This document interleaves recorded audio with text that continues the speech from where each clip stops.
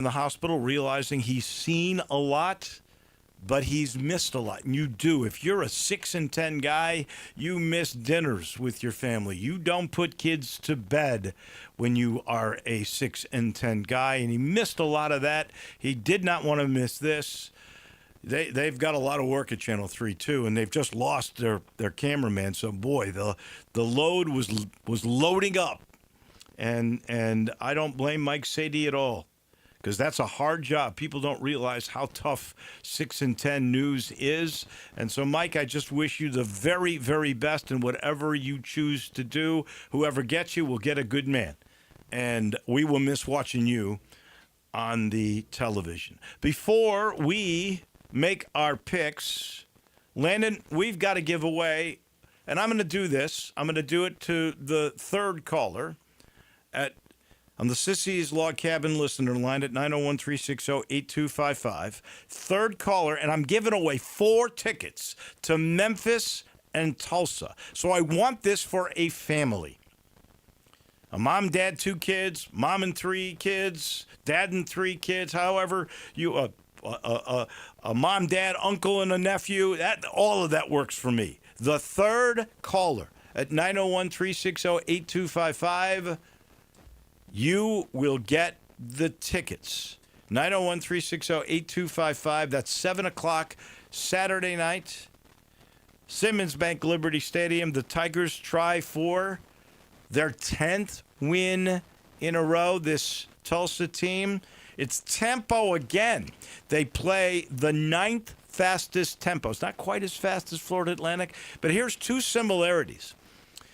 Quarterbacks are starting with the new coach. Both Florida Atlantic and Memphis new coaches. Both play tempo. Both brought their quarterback from their other school. Florida Atlantic brought it from Western Kentucky, and Trey Lamb has brought his quarterback from East Tennessee State. He did not start the year. He's been starting now when the first string quarterback got injured. I got a feeling he's the guy we'll face, so it'll be tempo gun. It'll be a really good game. For those of you trying to get in, I think we've got our guy. Landon, give me his name on the air so we know that, and let me remind everybody, because, you know, with the way the world works now, you will get those 4 tickets sent to you by the phone, so we have to get your cell phone number so we can text you the tickets that you will load on to your wallet. And we've got our winner, so all of you trying to get in, please, we thank you for listening. We thank you for participating. But we've given away our 4 tickets. Let me give you the lineup for the show. As always on Fridays, we talk to Glenn Rogers Jr. A lot of good high school games this week. He will not be picking the game of the week, which will be Christian Brothers at 500, 3-3 against Briarcrest, a team that is good but has played a very tough schedule, and they are 4-2. So he'll talk about that, and then he'll make picks. He's pretty good on the year. 4-1 last week, 24-7 on the year. Landon, who was our winner? His name is Paul. I did not get a last name, but Paul wins. All right. Okay. Paul, congratulations, and again, we thank you for listening, and I hope you did get the phone number, Landon, so we can send him the tickets. But we'll see you at Simmons Bank Liberty Stadium. Glenn will chat with us here in a minute, but we've got picks that we will make, so Glenn Rogers Jr., please be patient. We've got 5 games to pick, and on the year, now Landon and I are tied in that department. We are a dismal, mediocre, pathetic 10-15. 10-15. Now, it is against the spread, but if we were going to Vegas, against the spread. If we were going to Vegas, we'd be in big trouble, my friend.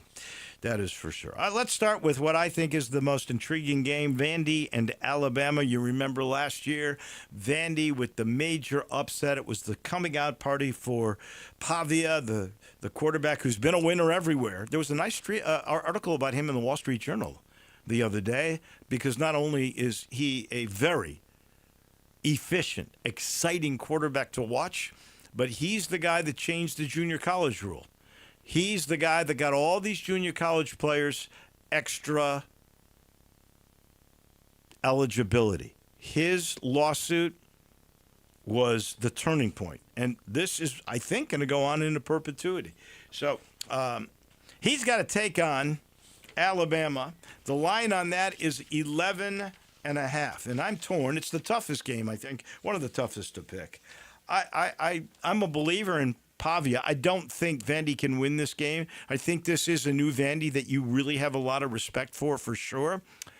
It's in Tuscaloosa, and they've got a revenge factor, but 11.5 is too much for me. I see Alabama winning. I don't think it'll be by more than 10. I'll take the Commodores and the 11.5. Yeah, I'm right there with you. I'm going to go with Vanderbilt here. I think Diego Pavia and this offense are on a roll right now, and they cannot be stopped. I mean, they're not just winning these games, they're blowing these people out of the water. And so with Diego Pavia averaging about 301 yards per game, give me the Commodores here. Texas goes to Gainesville. They are taking on a Florida team. Billy Napier fighting for his life. I just heard I think I heard Brendan Lang lean toward the Gators. I'm not going that way. I think Arch Manning has to make a point. I think Texas has to make a point to get back into the national good graces. I think Texas, because I don't believe in Florida. I know they have a decent defense, but I think, they've had time off. They've started to get in a rhythm. Arch has started to look like the Manning we thought he was going to be. It's only 5.5. Give me the Longhorns. Yeah, this game is really tricky because on one side, Texas has not looked like the powerhouse that we expected them to be coming into this year, and on the other side, Florida, we expected to be a powerhouse, just looks like they're in complete disarray. But I think I'm going to be with you here. I think I'm going to go with Texas in this game. I just don't think Florida's going to get the offensive production they need, so I expect Texas to cover, no problem. Miami, a juggernaut. Look what they did to Notre Dame. Look what they've done to everybody. They go to Tallahassee. Florida State has a chance to get back into the good graces. Mike Norvell with a lot more security. If he can win this game, then the line is 4.5. I'm a believer in Miami. And as much as I love Mike Norvell, would love for his team to win that game, for him to have more job security, I think Miami's too good. I think most people are going the other way on this, but until the Hurricane get beaten and show me that they're not as tough as I think they are, I think I have a chance to win the national title. I'm going with Miami all the way. I'll give away. It's only 4.5. Well, I'm going to be one of those people that's going the opposite direction. All Give me right. Florida State here because last week in their loss to Virginia, I mean, there's a lot of factors that attributed to their loss, but Florida State's still got a good offense. They've still got a good team, and I think they're going to take Miami to the limit, especially with it being at home. So give me Florida State here. All right, you've got the Seminoles, and we've got our first difference in the week. Game 4, Mississippi State at A&M. That is 16.5. I think A&M's pretty good. I know a lot of people aren't sure. But Mississippi State is much improved. And I don't think they're going to win this game, but that's a lot of points. A lot of points for a team that I think is decent. So I know they're going to College Station, but I don't think College Station at this point is that much of a home field advantage. I'm going Mississippi State all the way. They don't win the game. They're not close to winning the game, but they're not going to lose by 17. 16.5, that's a perfect number for me to take the Bullies. I'm right there with you. I think this is the complete opposite of the Mississippi State Bulldogs team that we saw last year.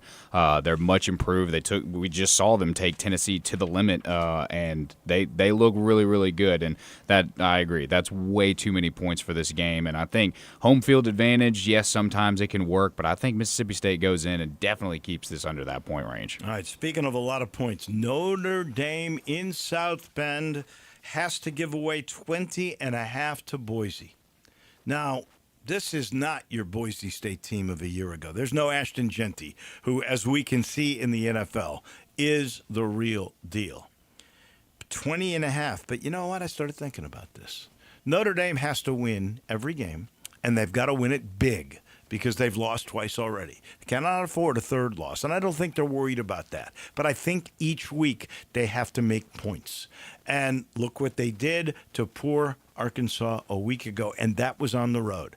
20.5 is a lot. You got to win by 3 touchdowns. But I think that they're capable. I like the Irish. I'll give away the points to Boise.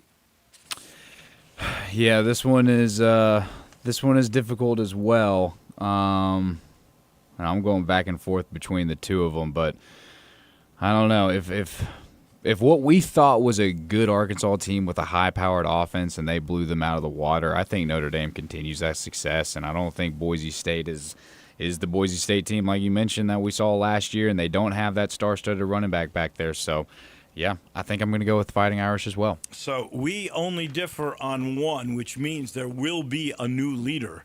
There will be a leader. Let me just say that. I shouldn't say new leader because you'd have to win to be the new leader. True that. Since I was the leader for most of this contest. All right. So the difference in this game is Texas and Florida Florida. Florida State and Miami. So if the Seminoles win that game, then you are. I'll wear the crown for proudly. At least a week. You will have. It'll be a the good crown. week. Yeah, there you go. We are sitting in the Family Leisure Studio. Don't forget that world's biggest spa sale. I'm going in there today. I got to pick up some chemicals, and that's the only place I'd ever go because they got the best products, always the best prices. And they started the spa sale about 6 weeks ago, and it's still going on where you can get a spa at under $3,000, and the big swim spas 30% off. You want a floor model special? It's even better than that. All you got to do is go in, check out the cold plunges, the newest thing. Those things are under $5,000. It's happening right now. It's the world's biggest spa sale at Family Leisure. Let's go cross town over to Walnut Grove and I-240. That is where Christian Brothers is, and our Christian Brothers coach, Glenn Rogers Jr., joins us now. You've got the big game of the week, Christian Brothers and Briarcrest. You're not going to pick, but you'll break that down in a minute. But I wanted to ask you, as we are just past the halfway mark of high school football, has this been a good year, a bad year for high school ball, skill-wise and team-wise, and players who may be college stars in the future? What kind of year would you categorize 2025? Good morning.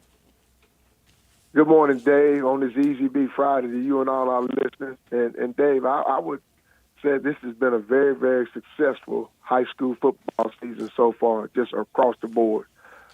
You look at the Thursday night games, last week, Southwind and Briarcrest at Southwind, a nice big crowd out there. My Tiger teammate John Bush, the principal over there at Southwind, and with a win with Southwind. Then a couple of weeks ago, Lausanne in Germantown on a Thursday night. So the Thursday night games have been great, been very exciting and entertaining, and big crowds at these games on Thursday night.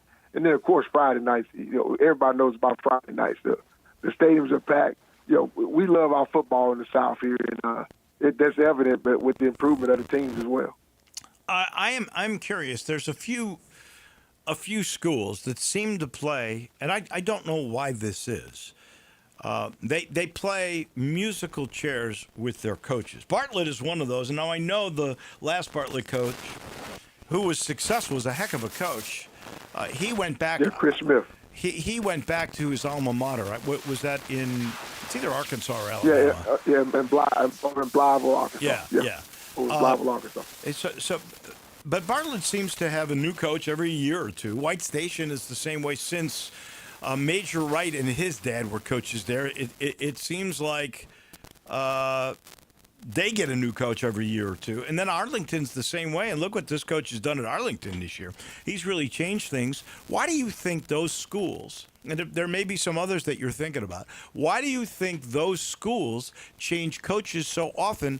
And I'm curious, do you think that the stipends that most of these coaches get in high school ball, I know the privates can pay more money, but do you think that's a part of it, or are there different reasons? Why are there so many changes at those three schools? Well, I think, a lot of factors, I think, come into play, Dave. White Station has been is a big public school. And we're in Tennessee, we're behind stipend-wise, paying the coaches and assistant coaches. In Mississippi, in most states, the coaches get 10% of their salary to coach curricular activities, sports. And so we're behind in that aspect. I think when you talk to most assistant coaches in the public school, they maybe $2,500 for the season. Some of them maybe $5,000, but that we're way behind in that aspect. And then you got Bartlett, a big public school out in the county. It's amazing that a school like Bartlett and Arlington keep musical chairs with coaches Bartlett's got great facilities.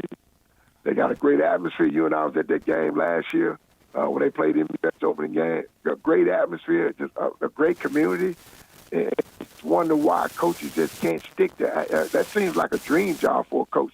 You own football, one team in one town, a big following with the younger program, with his middle school program. And so, you just wonder why they keep switching coaches every so often. And the same with Arlington. Now they got Jeff Jones, Coley Thornton is at White Station now. Ben Bowden, he's an alum. Hopefully he can be a stable force there. But it just baffles me, Dave. And then sometimes you wonder why they don't go outside the box and hire. I don't know if many minorities have applied for the job. I know I was a candidate at Bartlett before they hired the guy came from Alabama. I was a strong candidate there. But I don't know if they're going out to some minorities in town. There's some good young minority coaches in town as well that are qualified for these jobs too as well, Dave. I am curious. I know that private schools, like the league that you are in with MUS, Christian Brothers, all those schools, Ensworth and Macaulay and Baylor, all those schools in Middle and East Tennessee, they can pay their head coach because they're private schools a lot of bucks. And I know the MUS coach always has made a lot of money. High school coaches in the public sector, however, make a stipend. Somewhere, what is it, $1,500 to $2,000? Is that what it is? Yeah, I'm going to say the head coach is probably making $2,500 to $3,000, maybe that. All right, so but and that, like I said, we're way behind in the times on that day. But my question for you is this: and the basketball coaches get the same thing. So I'm not sure we're way behind times on that because I think academia and teachers should make more money, not necessarily coaches. That's my personal take. Yeah, of course, you got something at stake here, so it's a little bit different. But my question is, if you got a booster group, let's say at Collierville or let's say at Bartlett, do those booster groups then have the ability to pay that coach extra money? Would that be an enticement for Joe Riccone to stay at Collierville rather than go to a private school like Macaulay because he's making extra money that the booster group is giving? I don't really know if that's legal or how that works. Yeah, that's legal, Dave. A booster group can step in and pay toward the coach's salary or stipend. And you got to remember, Dave, most of these coaches, and I'm talking about in the public schools, most of them are teachers. So they get paid to teach. But I'm saying the stipend as a coach is way behind when you compare it to other states. The stipends in Tennessee are way behind. And so my thing is that most of these coaches, probably 95% of the high school coaches in these public schools are teaching some form of subject. I know Coach Salisbury's been a math teacher for years over there. My dad was an art teacher at Southside High School. So 95% of these coaches are teaching classes. But the stipend they get, you all get a lot of hours as a coach, Dave. You're talking about during the week, you guys don't get home to 8, 9, 10 o'clock at night. On Monday nights, it's probably later than that because you got freshman JV. And then on Saturdays and Sundays, coaches are coming up, breaking down film, guys, kids in the weight room. And so they log in a lot of hours. I just don't think the pay matches up, just to be honest. All right, let's talk about the game of the week. That's your guys, the brothers, having to go to Briarcrest, a pretty good football team, 4-2. You don't pick those games because you're in there as a coach. Tell me what you think will be the keys to this game for both sides. Yeah, and, Briarcrest head coach Phil Massey, his wife Sandy, his family, close friends of ours. Been knowing Phil a long time. Got a lot of respect for he and Jerry Ellis, the D-line coach, and Dave Donaldson, who was there coaching for a while. His son, my godson, David Donaldson, plays cornerback there. But I got a lot of respect for Phil and that staff, and they've done an amazing job. They're putting up points. They're probably averaging close to 35 points a game. They got weapons all across the place. Robbie Donaldson, OC, his son is one of the best players on the team at tailback, and they're moving to the slot receiver. The kid, their quarterback, he's on point as far as completion percentage. Throwing to Walker Jones' son, who's the big Ole Miss alum, who held the NIL deal down in Oxford. So they got weapons on offense. And on defense, Dave, they swarm around. They're aggressive in their zones. Their linebackers and D-line aggressive. We got our work cut out tonight, the defense, to put a stop to the offense. And then offensively today, we got to establish a line of scrimmage. I heard Coach McDaniel talking to the team yesterday. We have to put a line of scrimmage up front. in order for us to have any kind of success tonight. And then our kicking game, we got to pin them deep. We got to make them go the long run, and we got to knock our field goals in when we got an opportunity. We get down there, and in the red zone, we got to put some points on the board offensively. So that's going to be the key tonight. And we must put a stop to the run tonight, Dave, to be successful. Memphis Business is 4-2. They're going to Fairleigh 4-2. Memphis Business scored 86 points last week. Fairleigh won this game last year rather easily. Looks like Biz has a better offense this year. How do you see that game? Well, Dave, Memphis Business, like you said, they scored 80-some points last week. That tells their offense is juggernaut. But I tell you, Dave, Fairleigh is one of those programs. Good young head coach. They play tough defense, and I see Fairleigh winning this game. They won it last year. I see Fairleigh doing the same thing, keeping a 2-0 record 2 years in a row. I think Fairleigh's a good team and a good program that's steadily climbing on the rise out in the Whitehaven area. Germantown is 6-0. They got to go to DeSoto Central. They got a 6-game winning streak on the line. I don't know that much about DeSoto Central, but if you're 3-2, that's a tough Mississippi League. They're a competitive team, but I just don't see anybody beating the Red Devils. What about you?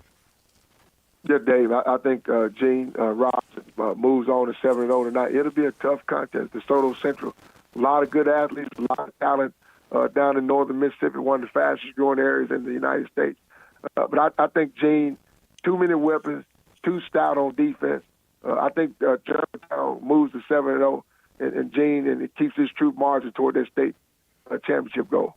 Lausanne is 1-3, but all of those losses have been to Tennessee statewide Super 25 teams. They go to ECS tonight. ECS gives up 36 points a game. This looks like an easy pick. What do you think? Well, I'm tell you something. Lausanne is the best one-win team I've ever seen in my entire coaching career. They got athletes. The Tucker kid is phenomenal. And like you said, they've lost some close ball games. There's some tough teams. I think they're different. Start league play now. I think they get a win tonight at ECS. I don't just think ECS hadn't seen the talent that they're going to see tonight. Blake Butler, Keith Butler's son, good friend of ours, former Tiger, both former Tigers. I just think there'll be too much tonight for ECS to handle because Lausanne has talent. Speaking of one-win teams, Cordova, but they're not a great one-win team. They have lost 3 in a row by a score of 111-21, and Arlington is 5-1. That's the most wins they've had since 19. We mentioned how good they've become under this new coach. Another easy pick, or so it seems. Yeah, I think Jeb Jones, Arlington coach, has got them going in the right direction, and hopefully the community can rally around that team and they can keep him intact and keep his staff intact. Because their continuity plays a big part of these teams with the coaching staff and in the community. They get a win tonight. I just don't think Cordova is back. They're a long way off from being back. Watched them in the scrimmage this year against MUS, and they look discombobulated. And I know that John Dowd has been battling some health issues, the head coach, but I see Arlington get a win, and Jeff Jones keeps his team marching and goes to 6-1. Hamilton is 2-4, but they're 1-1 in the 8-3A. Bolton, the home team, 1-3, but also 1-1 in 8-3A. So this is a big region game. How do you pick this one? Hamilton's going to Bolton. I think you said, Dave. Bolton always has a nice crowd out there. I know the record doesn't indicate they're having success this season, but I think it'd be a nice crowd out there. I think Bolton gets the win. I think because of home field advantage, they'll get a win tonight and improve to 2 wins. Overton 3-3. That's a respectable year for them. They've had tough times in the past, but they got to go to Central. Central's 4-1. Their only loss was last week to the juggernaut we know as the Germantown Red Devils. Who do you see winning this one? Well, you're right. Good friend, one of the best coaches in his area. A lot of respect for him and his family. I remember his dad was coaching a long time ago at Memphis and in high school. Major, I think he's going to get the counter going tonight, play action off the counter, get his son out on some boots. They win tonight. Major has a good team this year. They got speed, they got size, they got a great tailback who's running the ball. And anytime you got a run game going, that play action game opens up. I see Central getting the win tonight and improving to 5-2. All right, my friend, thank you much. We'll talk Well, actually, you'll talk with Landon Schmidt. I'm going to be off next Friday, but Landon Schmidt will set up all your picks and everything else. Thank you, my friend. Go Tigers, go, and go, brother. That is Glenn Rogers Jr. on high school football. We're back in a minute. Andy Schiffman on the NBA. He's right around the corner. Start your day with Sports 56 Mornings with Greg Gaston and Eli Savoy. Weekday mornings from 7 to 10, right here on Sports 56 and 98.5 FM. Top Gun is the largest indoor range in the Mid-South, but size isn't their only difference. Top Gun has the best instructors with over 300 years combined experience and classes all the way from first shot to master marksmanship. Plus, Top Gun is affordable. Gold membership is just $48 a month. That's just $1.60 a day for unlimited range time, free gun rentals with purchase of ammo, and members lounge access. Top Gun, 2770 Witten Road and TopGunMemphis.com. Always shoot with the best. Top Gun Memphis. When life crashes into you, literally, NST Law doesn't just show up with a briefcase. They show up with heart. They sit with families after devastating wrecks, look them in the eye, and say, "We've got you." No scripts, no legal jargon, just real people fighting for real justice. If someone turned your life upside down, NST helps you stand back up. They've been doing this for over 35 years and have won billions for their clients. NST is the way to go. Call 683-7000 or go to nstlaw.com. Encore flavor, Corky's barbecue. We're cooking it up, down home way. Hickory smoke flavor like the good old days. Hey y'all, Jimmy Stovall here with Corky's Barbecue. Catering is our specialty.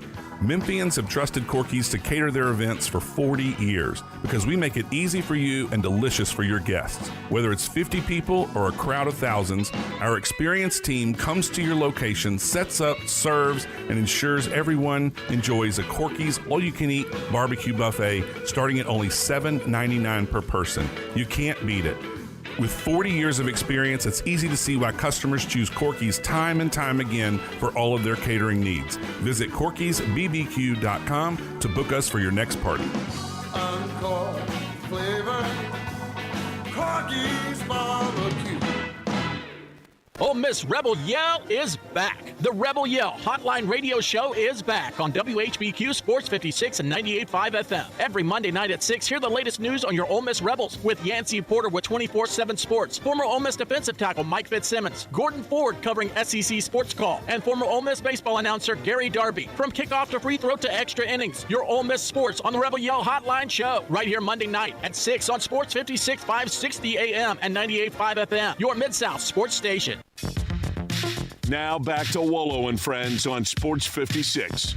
Here once again is the voice of the Tigers, Dave Woloshin. NBA camps are open. Exhibition games have already taken place. We're going to talk to our agent from Priority Sports in Chicago. That is Andy Schiffman.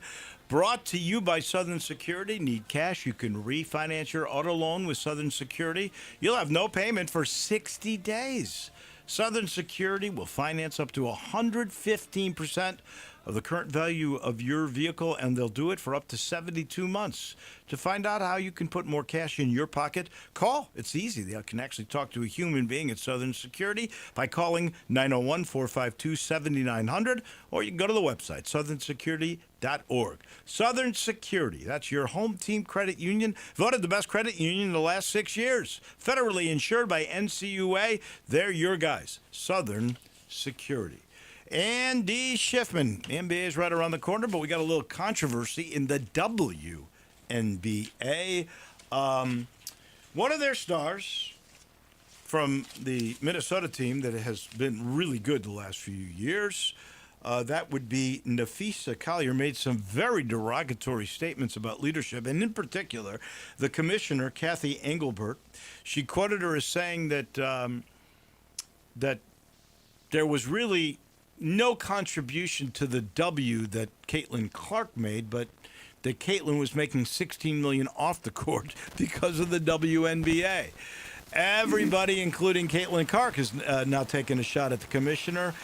What do you think happens here? I don't know if you have any WNBA players. I know that WNBA ownership, a lot of them are NBA owners, so you may have some knowledge of this, but I can't see how this commissioner lasts. They're in the middle of negotiations with the players' union, and they have really, I mean, if you look at what these players get paid and their percentage of the revenues they get, and this is really a tough situation.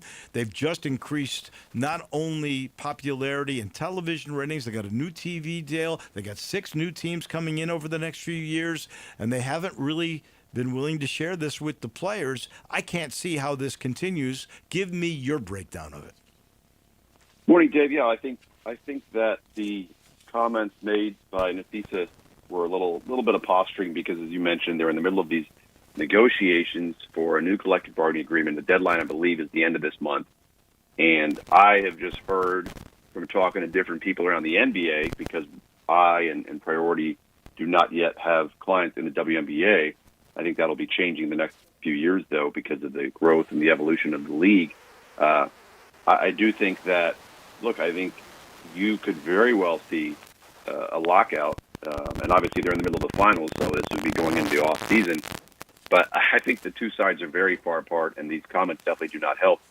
She just blasted the leadership of the WNBA, and as you mentioned, really a lot of the popularity of the sport and Caitlin Clark and all the money she's made due to no help of the league itself. And I know that I believe the Connecticut team is up for sale. That's going to need league approval. There's a lot of big decisions coming up in the next 3 to 4 weeks that the commissioner is going to have to oversee, and you cannot go into this deadline of the 31st and expect to have a positive outcome with these CBA negotiations with all of this tension in the air. The timing is pretty poor for the league. I think it's a bright spot that you're in the middle of the finals here, and it's going to be an exciting time, and especially for ratings, right? Because I think that there'll be a lot of people, myself included, tuned into the finals going into NBA preseason. Kind of gets you that much more excited for the NBA season. But, yeah, I think right now, the league could be in trouble a little bit here. I will be very curious because I don't think Kathy Engelbert in particular, and many of the coaches, like the Minnesota coach Cheryl Reeves, who got tossed from the game the other night, and then her team lost the championship game she couldn't coach in. She was suspended. I don't think they appreciate what Caitlin Clark has really brought to the league. She's the one that brought that TV package. She's the one that got them charter jets. If she were to leave the league, I'm not sure if she started. If she went to a European team or she played for the what's that 3-on-3 league that Nafisa Collier, Nafisa Collier is actually one of the people that runs it. I think the league would be in trouble. I don't think that, for instance, that the ratings this year will be as good as they were a year ago. If you look at the top-rated games that the WNBA had this year, they were the games. I think there were 3 or 4 of them that Caitlin Clark and the Fever were in. So I really wonder about that. I don't see how this. I mean, if I was a WNBA owner, I would have to have meetings with all the owners, and I'd have to say, guys, there is no confidence in this leader. We have to. In order to win the negotiations, I think you've got to pick a new leader to do the negotiations. I don't think there's any hope for Kathy Engelbert. Am I right or wrong? Well, look, again, I'm not well-versed necessarily in the league like the NBA, but I do think you're right because I think this is a lot of, like I said, the timing of this, right? And you mentioned the Minnesota coach getting tossed in the play where there should have been a foul call and there was no foul, and they all kind of came to a head. It's that kind of, I think, initiated the comments by Nafisa, and then just kind of a spiral of negative comments towards the league and the commissioner. And then you see other players around the league speaking up because I do think now they look at these negative comments as a way to gain leverage going into these negotiations. And so, look, I think the league will continue to be popular. I'm not necessarily so quick to say that the next commissioner could not necessarily capitalize off the new TV deal like Engelbert did and built this. I think you can kind of continue to see evolution and growth because at the end of the day, it's a players' league. People are tuning in to see these exciting young players led by Caitlin Clark, who hopefully will be healthy next season. But I think all of this, to your point, I do think that would not be shocked if we see a leadership change here because the one thing the owners do not want, in my opinion, and look, the players might sit there and say they're okay with it, but at the end of the day, you don't want to go into next season with there being a lockout because for as little as the players might be getting paid, it's going to be really detrimental to the league as a whole. If they go into next season with a lockout, players aren't getting paid, then you see them going to sign overseas and play, which could cut into part of the WNBA season depending on the timing of those leagues. It could be a disaster. And so I don't necessarily know if changing out Engelbert is the answer, but I would not be shocked if that happens. I would think they would have to in order to get deals done at this point. There's absolutely a lack of confidence, cooperation, by players and actually by some coaches too. All right, let's move on. We've got camp started. We had an exhibition game last night. Give me your top 2 or 3 favorite storylines for 25-26. Well, look, I am excited to watch Cooper Flagg. I think that you had Zachary Ricochet last year as number 1 overall pick with the Hawks, who, solid young player. Obviously, before that, all the excitement with Wemby. I think now the excitement is back when watching a top prospect. I think now you have a lot more growth and excitement with Cooper Flagg, and you can talk all day long about the whole notion of conspiracy theory that Dallas got the number 1 pick after moving Luka. Right. But I think it's going to be very exciting to watch Cooper Flagg. I'm excited to watch him. Is he as sure a thing as Victor Wembanyama was? I think so. I do think so. Now, Victor is just he's a freak, right? We all know that. There's no player on the planet like him, and you haven't seen a player like that physically since really Giannis. And I think that these young international players coming over like Victor and years ago like Giannis, right? As time goes on and as seasons pass, they are becoming more and more skilled, more and more NBA ready. And so I think that Giannis, I think Victor's ceiling is higher than what we've seen Giannis accomplish. Wow. Not to take anything away from Giannis. He's obviously one of the top players in the league, but I think we'll be saying the same thing, if not more, with Victor. Is he going to go out there and win multiple NBA championships? Maybe. I think the Spurs have definitely done a great job of adding the right pieces around him. I think there's excitement around him. Obviously, we'll hopefully see him healthy for the start of the season. So I think, to your point, these young players that you're going to see this season, healthy Victor Wembanyama is obviously exciting to watch. We've got Cooper Flagg. I'm excited to watch him. Other storylines, I'm excited to see what the Knicks do. I think they look good in Abu Dhabi yesterday. Granted it was a preseason game, but again, new coach for the first time in a long time in Mike Brown. I'm excited to see where they end up because keep in mind, this is not a Knicks team that was scraping the bottom of the barrel and had a leadership change. Like, there are obviously extremely high expectations there with Dolan as the owner and with the Knicks' success they've had, and they're trying to get over the hump and make it to the finals. And I think they could do it. I think they're going to have to watch out for Cleveland. I think Cleveland is the best team in the East. Obviously, Indiana took a hit with no Tyrese Halliburton. I do think that Indiana could still make the playoffs, but are they going to be a top 4 seed in the East? No, I don't see that happening. Obviously, Boston's going to be a wild card without Tatum. So I think, too, just, again, I know I'm talking a lot about different storylines here. The evolution and growth of the Detroit Pistons. We saw what they did last year. They made some noise. I think they could really make a step up in the right direction, become a home court advantage team in the Eastern Conference playoffs. And then, obviously, as a Memphian, right, we all want to talk about the Grizzlies, what will happen with their season.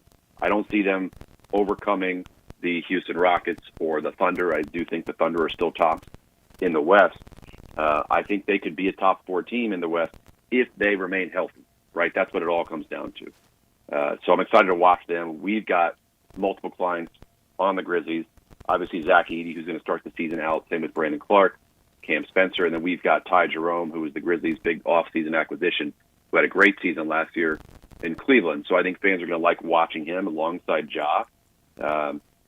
So I'm excited to kind of see what happens at the top of the West. And then you look at really some of these other teams in the West I'm just not excited about. I wish I could say there's a huge step that the Jazz are going to take, maybe that the Kings could take, Pelicans. I don't see that happening, unfortunately.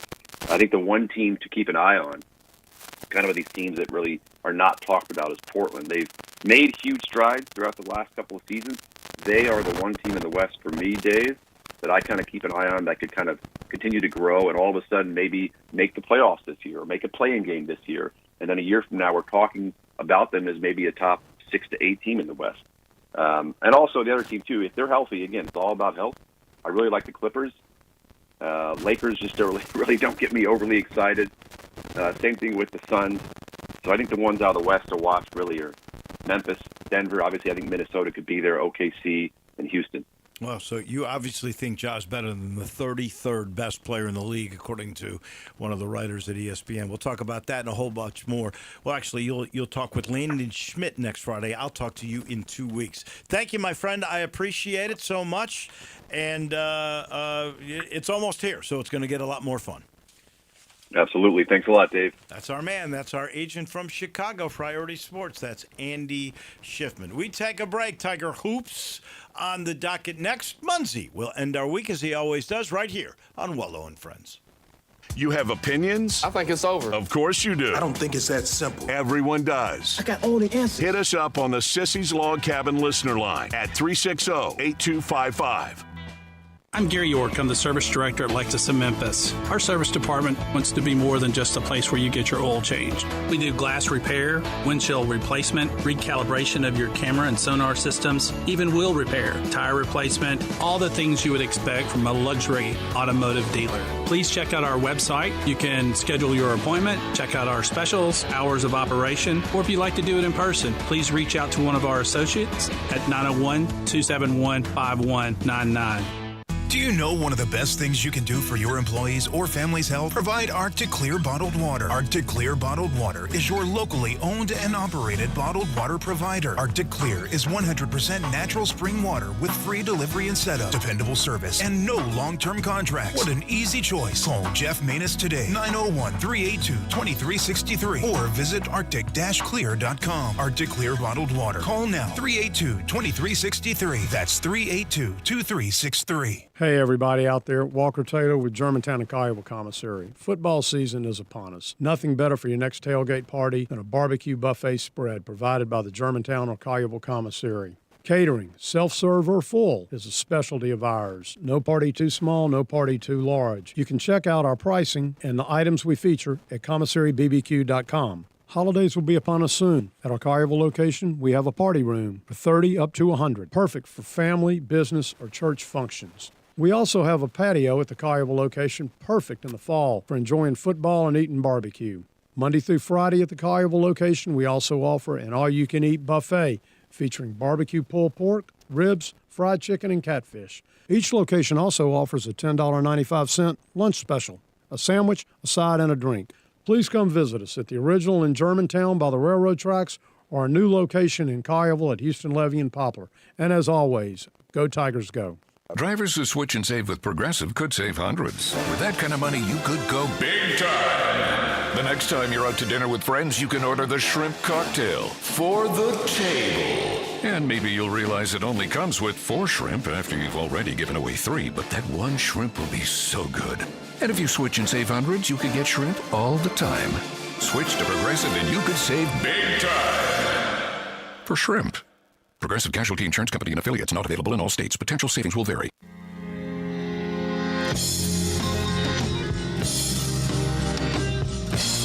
Now back to Wolo and Friends on Sports 56. Here once again is the voice of the Tigers, Dave Woloshin. We always end our week with Munzie, Jason Munz from the Commercial Appeal, the great beat writer of the Memphis Tiger basketball team. And Munzie was a little surprised. Penny Hardaway came out, and I guess he said it to you and all the guys at one of his golf tournaments. He's already made up his mind. He knows who's going to start. He knows what his rotation is, which is a bit of a departure from the way he's worked in the past, where you would have a lot of preseason competition and scrimmages and then figure it out from there. But I think he's already got it in his mind, although he hasn't said exactly what that is. Good morning. Good morning. Yeah, it's still more than 3 weeks away from the first exhibition and more than a month until the season opener. And, he's already said to us on Monday that he was going to pretty much have it solidified, the starting lineup and the rotation, by the end of the week, which is today, or, sometime in the next however long. But, it's not really all that typical. Penny has, said in the past and demonstrated in the past that he kind of likes to let it play out and give it some time to give himself some time and give the players some time to make any decisions. But he said he's seen enough and to know what he's going to do. And so take that for what it's worth. Just as we think about it, so you have gone on record, if I recall correctly, I'm doing this off the top of my head, you had McDaniel and Parker. You had, I believe, Hakeem Ward, and Bradshaw as the 4, Ingram as the 5, which means, and this would be a surprise because most people think it would be Zach Davis instead of Ward at the 3. That means you've got Givens as the point, as the backup point, Thedford. Then as we say, Zach Davis. Who are you going at 4 and 5? Got to be. Tierno Stilla is probably your CeeLo? your backup. Yep. 5. He's probably your. He's probably interchangeable. I would say. Not. I mean, that's probably not the right word, but he can. I think he can play some 4 and some 5. But yeah, well, I should back up. We did get an injury report from Penny on Monday, and he said that Abdul Hakim is dealing with a bruised quad, a pretty substantially bruised quad that has kept him out of practice for the last week. But he did say he anticipated he would be ready to go he'll be ready to go once the exhibitions roll around. So, yeah, to me, the only position in the starting lineup that's kind of remotely unsettled, in my mind, at least from where I stand, is the 3. I do think Doug McDaniel and Sincere Parker are both in the starting lineup, and I think Aaron Bradshaw and Tariq Ingram are also in the starting lineup. So that leaves. So it's Davis or Ward. I think so. Okay. That's my take. That's my read of the situation. I can see it buy go that. either way. Who's 10? If CeeLo is 4, who's 10? Yeah, I mean, we know this. They don't exactly have a true backup 5. I mean, Aaron Bradshaw can play some 5 if you need him to. I think Silla can play some 5. And of course they've got Simon Majok and William Wharton. What about a rope? Yeah, he's not a 5. He's not even really a 4. He's very tall and very long, but he is much more so a wing than he is a big. So is he your 10th guy, though? No, I mean, just, kind of thinking like Penny Hardaway, I bet Ashton Hardaway is probably the 10th guy. And so, actually, no. I would say Quante Berry is probably ahead of Ashton Hardaway. I forgot about Quante Berry. Yeah, he could easily, he should be in the second rotation, I would think. Yeah. No, I think he absolutely will be. I mean, you're talking about a guy who started who went to Providence first and then was a double-digit scorer last season in the American at Temple. So, yeah. Then Ashton Hardaway, I think. So Hardaway's 11, and then you're talking about a rope. You're talking about Mason Matthews, the 3-point shooter. Mm-hmm. Who else are we missing here? Simon Majok and William Wharton. And he's a big, is he not? Simon Majok? He is. He's 7. He's the other 7-footer. Okay. From Serbia. So. It's one of those things where, a rope is coming from Columbia, didn't get a lot of playing time there. Sure, he's got, he looks good, but is he ready to take the next step? Is he capable of cracking the rotation ahead of a lot of these other guys? Remains to be seen. And then Simon Majok is an 18-year-old who has played professionally in Serbia for the last few years, but what's that transition going to be like? Is he ready to step onto a Division I basketball court and bang with right? With guys who've been here and been doing it. So and then I think we're missing one more. The 15th guy would be the guy from South Dakota State. Yeah, William Wharton. Yeah. So yeah, he's a 6'8" guy from South Dakota State. Didn't play much there because he's playing behind Oscar Clough, who's now at Purdue. So. that's my best. I guess as we go from 12, 13, 14, 15, Penny made the declaration this was the second most competitive team or roster talent-wise team that he's ever had. But he goes, not 1, 2, 3, right? Right. But he's talking about But my question is, when are you going to really care about 11, 12, 13, 14, 15? Maybe 11 we do this time because it's Ashton Hardaway, who can be a terrific three-point shooter, at least on paper. Right. But do we really expect 12, 13, 14, and 15 to play?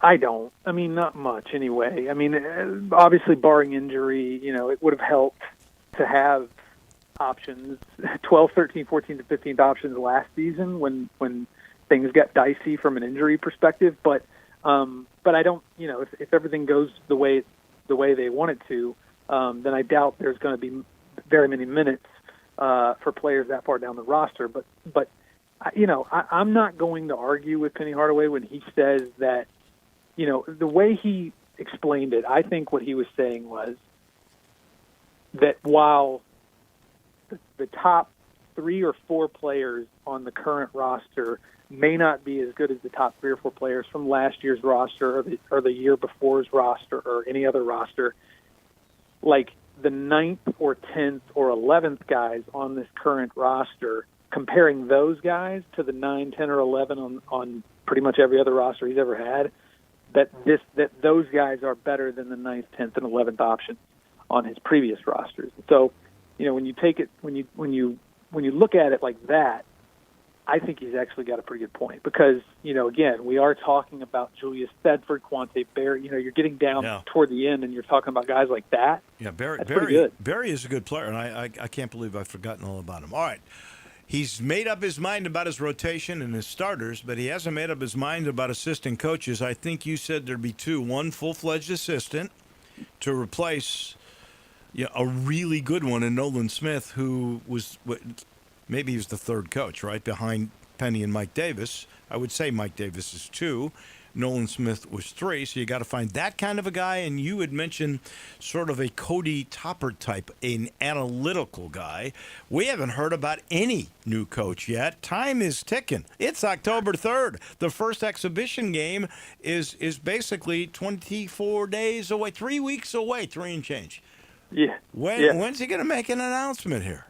Well, so that's what Penny said. Penny said that there are 2 openings on his staff. One's for an assistant coach. One is for, the way he described it, was an analytics coach, like an analytics personnel member. He didn't put a title on it, but that's what he said. Like somebody who can handle the offensive analytics side of, the operation. So I'm not totally convinced that he is going to fill both positions because, again, it is October 3rd.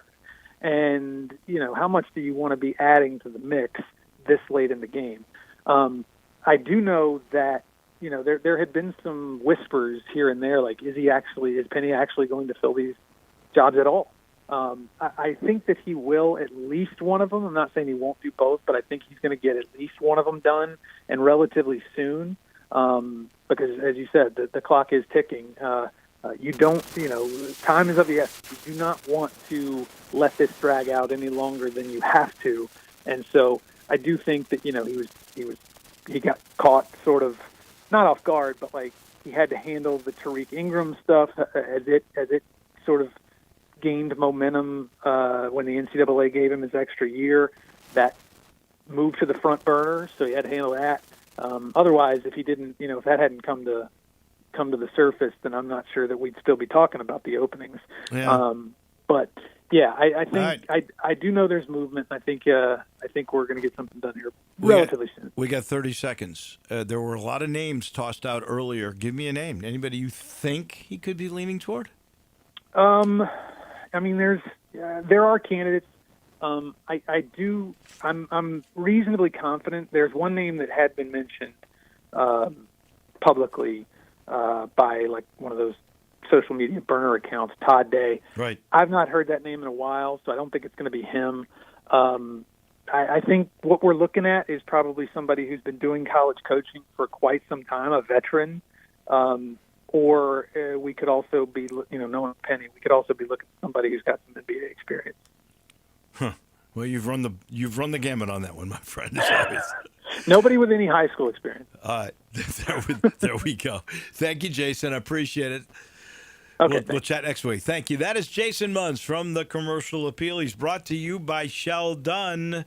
11 offers in 5 days. Yeah, that happens all the time when you choose Sheldon Rosengarten with Mark Spensdorf to be your realtor. He could hardly play his normal lousy game of golf recently when another one of his listings in East Memphis became so popular that many of the offers were actually above list price. Another one of his listings in Germantown just sold. It wasn't even on the market. That's how good he is. While he says this doesn't always happen, there are ways to see your property become the hot one that people clamor for.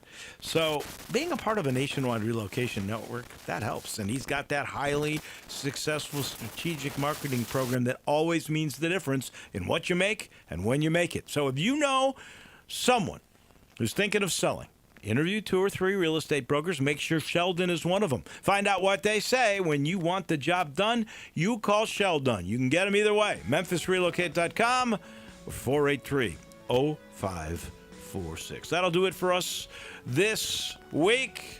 Going to be a great weekend. We'll see you at Simmons Bank Liberty Stadium tomorrow night. Then right back here on Monday. Johnny Radio's right around the corner. Have a great weekend, everybody.